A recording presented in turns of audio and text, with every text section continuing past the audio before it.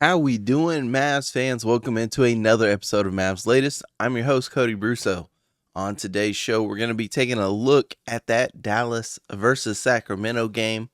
We're going to be talking about some ticket price changes potentially coming from the ownership group, a focus group on a new arena. Somebody drops a little bit of a breadcrumb out there on Discord, or I'm sorry, not Discord, on Reddit. And then we'll look at some post-game comments from Jason Kidd. All that and more coming up next. Well, we'll start this off with a little bit of confusion, a little bit of back and forth here, as it's reported that the Dallas Mavericks won't raise ticket prices next season, and this is per Rick Welts. He went onto the broadcast last night there in the second quarter of the Dallas versus Sacramento game to make this announcement, kind of talk about it a little bit while the guys were playing. But something also hit the Reddit timeline, which of course made its way over to the Twitter timeline. And evidently there was a focus group for the Mavs new arena. One person had said, I'm quoting here, "Just left the focus group and I'm so disheartened. And it's so disheartening. The prices they showed us were absurd. $95 for the worst seats in the arena. Limited spots in the arena for half-season plans. And worst of all, they want to do 30-year PSLs to fund everything. My group was insulted by everything, and pretty much everyone said they don't even want a new arena. Sad that a week after Cuban talks about making the experience affordable for average fans and families, the Adelsons pull this. Another giant middle finger to this fan base."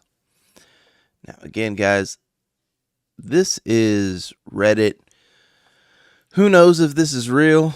Who knows what's going on? I would love to be a fly on the wall. But maybe, just maybe, after this focus group, that's when they said, hey, we need to not change up these prices. We've had nothing but bad from this focus group. And then that's why Rick had to go out onto the broadcast and say, hey, we're not changing stuff next season. We're staying the same. So who knows exactly what the truth is. Maybe the Mavs will come out and make a statement, hopefully. Maybe this was them making their statement subtly.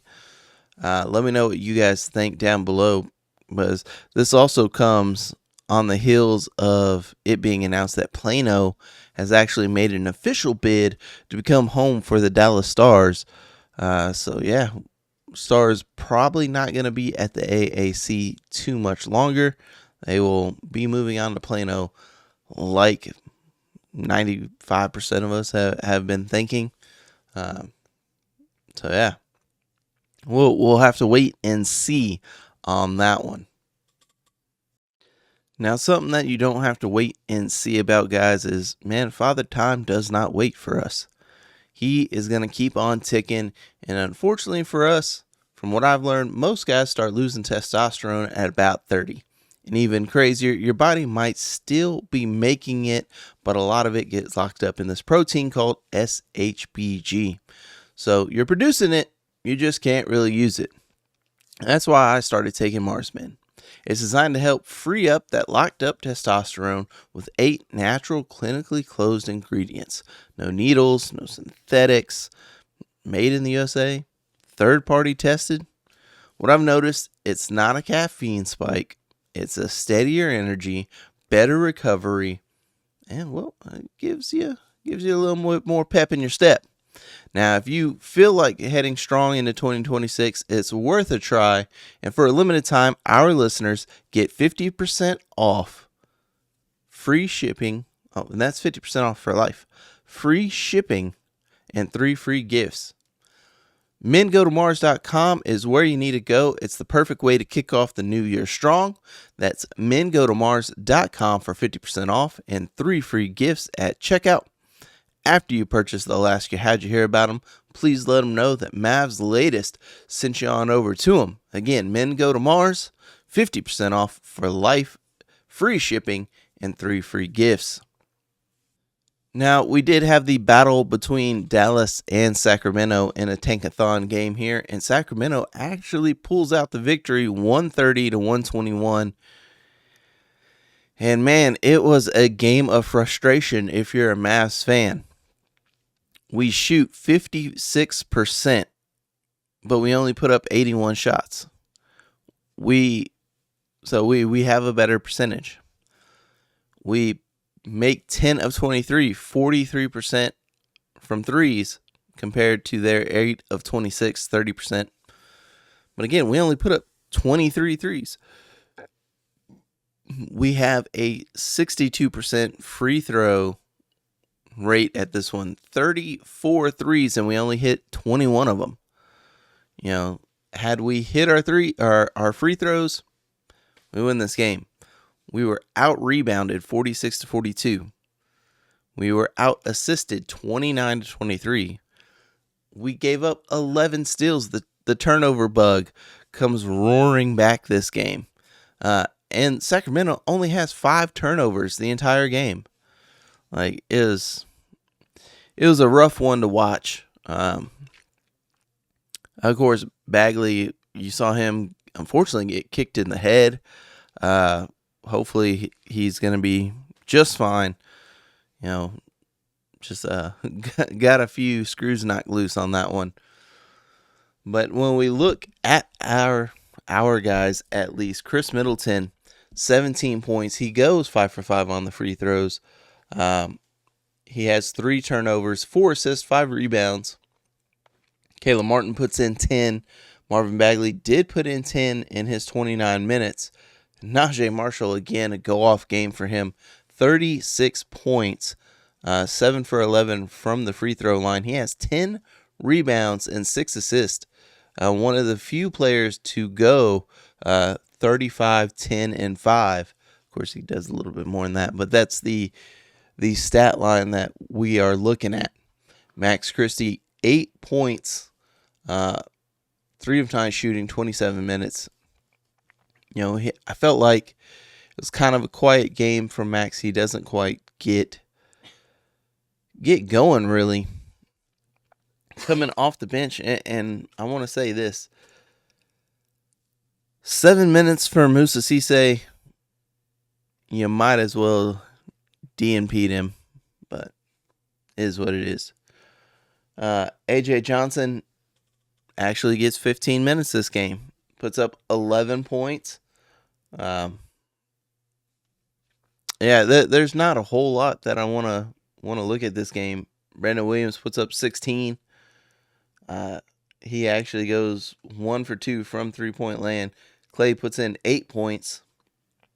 He only gets 16 minutes. No, they're just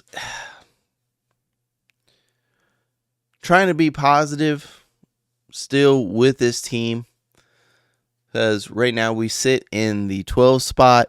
This is gonna be a crazy take here, guys. We sit in the 12 spot. We're playing a back-to-back tonight, so hopefully that's why we saw guys getting some limited minutes. Minus Najee. Man plays 42 minutes. But we're playing Memphis tonight. Memphis sits in the 11 spot. We sit in the 12 spot. Memphis has lost 3 in a row. Sitting in the 10 spot, the last play-in is the Clippers, who have lost 3 in a row, and we're only 6 behind the Clippers. From what we've seen, the Mavericks, they're in like a soft tank. If they have a chance to win the game, they're going to try and win the game. If they're getting blown out, maybe they take their foot off the gas a little bit.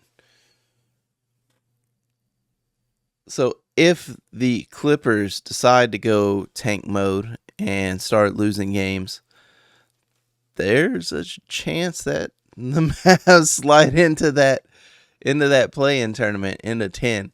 I'm not saying it's impossible, but I'm not saying it's something the Mavs are, trying to do. But something that Jason Kidd said, when he was talking about Chris Middleton, he said, playing through him, he's a vet. I've been with him early in his journey. He's a champion. He's a pro.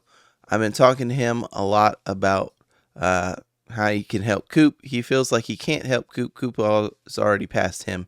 It's been great working with Chris. A lot of that, could have... It is jokes and stuff like that if you go back and listen to that presser.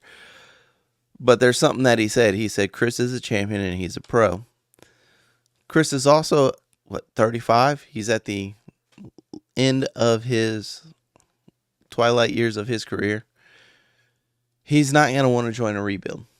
And I think Clay might be okay with sticking around one more year on a rebuild to see how quickly we accelerate that rebuild once Kyrie comes back as well. All guys in the twilight of their careers. But let's say they do get into that 10 spot. Let's say they have a chance. Do they ramp it up a little bit? Do we see Chris play a little bit harder to try and get into that play-in tournament? It's a solid maybe. Let me know what you guys think down in the comments below. That's going to do it for this episode. I'll see y'all after the game tonight. I'll be recording for the Memphis game, the Memphis recap. I'll see y'all tomorrow. Peace.